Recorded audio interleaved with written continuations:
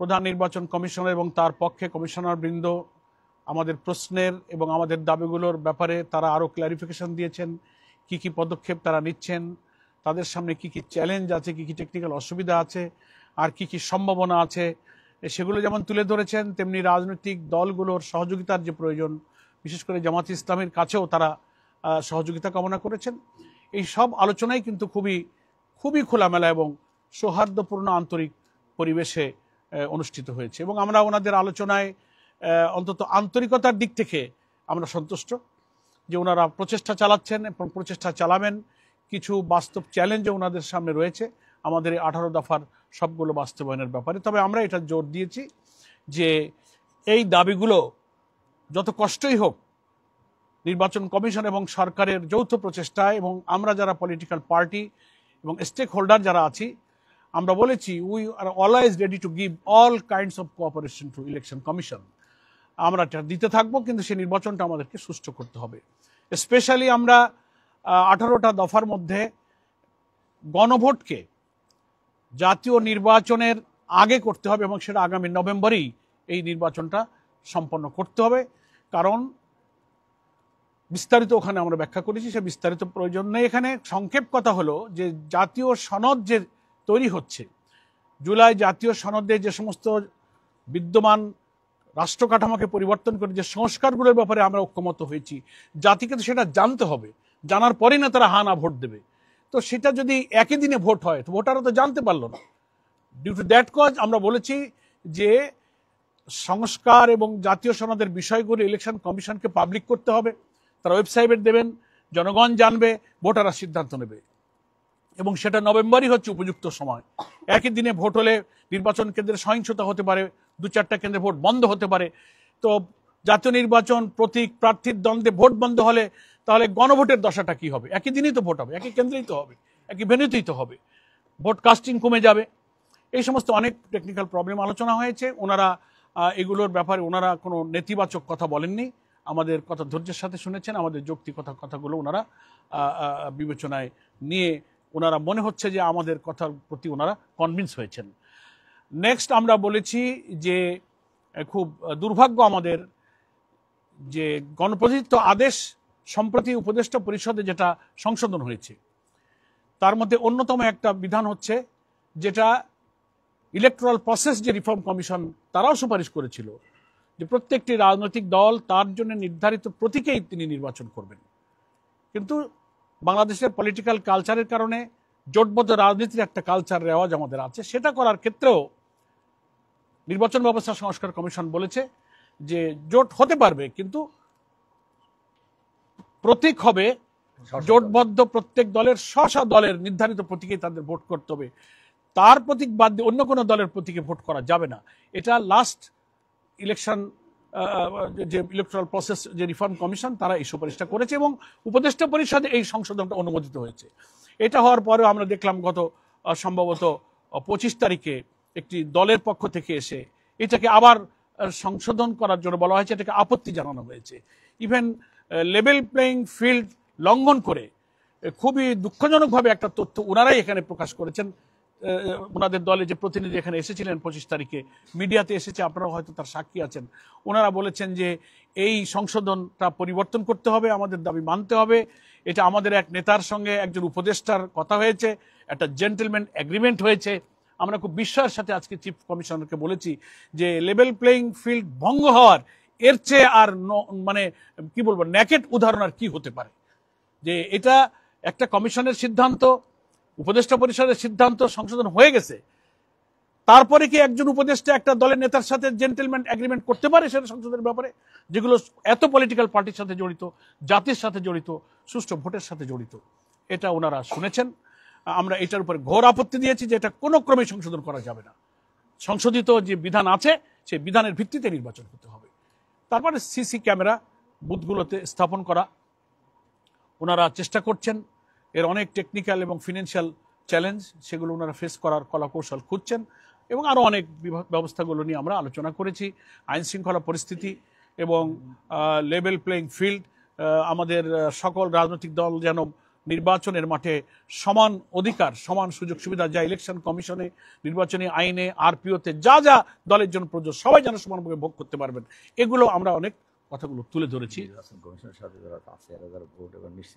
আর একটা কথা আমরা বলেছি যে নির্বাচন প্রক্রিয়ার সাথে সংযুক্ত যারা কর্মকর্তা কর্মচারী থাকবেন, প্রিজাইডিং, পলিং, ইভেন আনসার, অন্যান্য, তারা যেন ভোট দিতে পারেন, তাদেরকে, হ্যাঁ, এবং তারা ভোট দেবেন, তাদেরকে পোস্টাল ব্যালটে তারা যেন ভোট দিতে পারেন।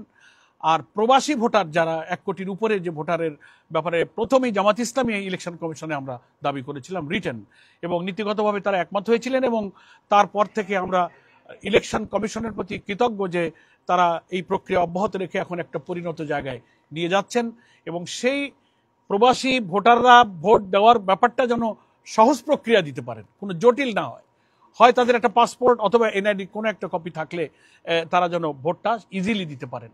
তো এই ব্যাপারে ওনারা আশ্বস্ত করেছেন যে আমরা এই ব্যাপারটা সহজ করে এটা তারা চেষ্টা করছেন। আর প্রশাসন নিরপেক্ষ থাকা, ইলেকশন অবজারভার যে সমস্ত সংগঠন বা সংস্থা থাকবে তাদের পলিটিক্যাল কানেকশন যাচাই করে যেন তাদেরকে নিযুক্ত করা হয়। আর কি সিসি ক্যামেরার ব্যাপারটা বলেছি যে সকল নির্বাচনী বুথে সিসি ক্যামেরা স্থাপন করতে হবে। একটা বিষয় জানার ছিল, সেটা হচ্ছে যে আপনারা যেটা বলছেন যে বিএনপির কাউন্টার, বিএনপি বলে যে সংশোধন, আপনারা বলছেন সংশোধন না, আসলে কি বিএনপির দাবি করে সেই জন্য কি আপনারা বিরোধিতা করছেন, নাকি আপনাদের কোনো বাইরে?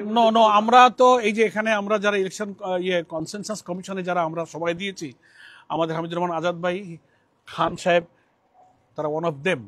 আমরা তো এই নির্বাচন ব্যবস্থার সংস্কার কমিশনের প্রস্তাবকে মেনে নিয়েছি, তারপরে উপদেষ্টা পরিষদে এটা সংশোধিত হয়েছে, ফলে আমরা তো সংশোধনটাই মেনে নিয়েছি, বরং যারা আপত্তি করছেন তারা সংশোধনের বিরোধিতা করছেন, আমরা বিরোধিতা করছেন। আমরা এই সংশোধনের উপরেই বহাল থাকতে বলছি, বরং এটা আপত্তি দেওয়াটাই হয়েছে প্রবলেম।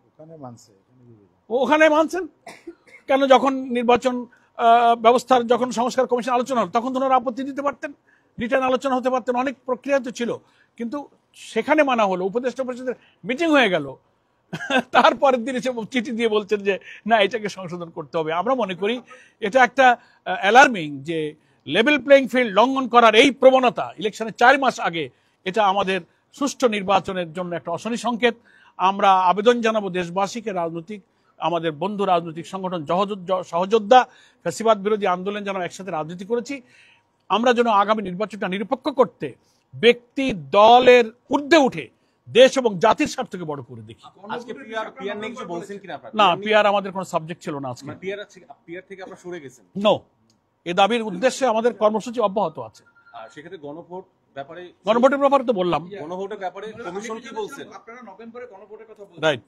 ইলেকশন কমিশন কি আপনাদের নভেম্বরে গণভোট আয়োজনের কোনো চ্যালেঞ্জের কথা বলেছে? তা ওনারা বলেননি। তারা আমরা রেফারেন্স দিয়েছি 17 দিন 21 দিনও প্রিভিয়াসলি আমাদের গণভোটের রেফারেন্স আছে, উদাহরণ আছে। ওনারা এ ব্যাপারে নিজেদের অক্ষমতার কথা, কোনো চ্যালেঞ্জের কথা আমাদেরকে ব্যক্ত করেননি, নেগেটিভ কথা বলেন। যদি গণভোট আয়োজন না করে সরকার বা কমিশন, সেক্ষেত্রে আপনাদের অবস্থান কি হবে? সেটা তো তখন দেখা, এত কথা আপনি 2 মাস আগের কথা এখন কি করে বলবেন? সময় সব বলে দেবে। কিছুদিন আগে বিএনপি আসছিল, বিএনপি এসে বলে গেছে ইসলামী ব্যাংক সহ কিছু প্রতিষ্ঠানের কর্মকর্তাদের নিয়োগ না দেওয়ার ব্যাপারে আপনাদের অবস্থান কি? এটার উপর আমরা ঘোর আপত্তি, আমরা স্টেটমেন্ট দিয়েছি, আপনারা হয়তো শুনেছেন, মিডিয়াতে আমরা বলেছি পরিষ্কার, আমি স্টেটমেন্ট দিয়ে বলেছি এটা খুবই দুঃখজনক যে প্রতিষ্ঠানগুলো আর্থিক প্রতিষ্ঠান, বেসরকারি প্রতিষ্ঠান, অনেক প্রতিষ্ঠান এরকম আছে, এবং জামাত ইসলামী যে প্রতিষ্ঠানগুলোর কথা ওনারা বলেছেন এর কোন একটার মালিকানার সাথে জামাত ইসলামের কোনো সম্পর্ক নাই, দলীয় নাই। বিভিন্ন ওনাদের নেতৃবৃন্দের পরিচালনায় বহু ব্যাংক আছে, তাহলে তো ওইরকম হতে লাগলে তো আমরা ওই সমস্ত ব্যাংকের তালিকা দিয়ে আর একটা বিবৃতি ইলেকশন কমিশনে দিয়ে যাবো। এটা একটা ব্যাড ট্রেডিশন, এটা উচিত নয়। আমরা বিভিন্ন গুরুত্বপূর্ণ প্রতিষ্ঠানকে টার্গেট করে বিতর্কিত করার এই অরাজনৈতিক চিন্তাটাকে আমরা খুবই দুঃখজনকভাবে দেখছি, এটা থেকে পরিহার করা উচিত।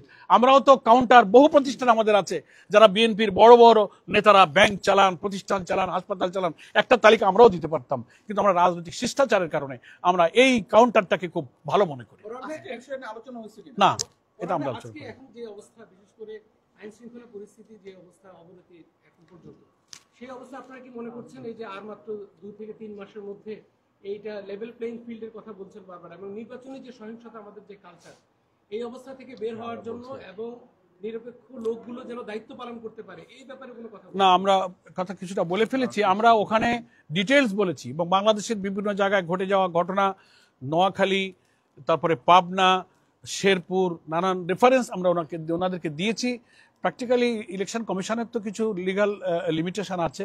আফটার ডিক্লারেশন অফ শিডিউল তারা কিছু ল এনফোর্সিং এজেন্সির সঙ্গে তাদের কিছু কার্যক্রমের আইনগত অধিকার তারা সুযোগ পাবেন। তবে তারা এগুলোতে উদ্বিগ্ন যে এটা এক্ষুনি যদি হয়, এগুলো আপনাদের সকলের ভূমিকা রাখা উচিত।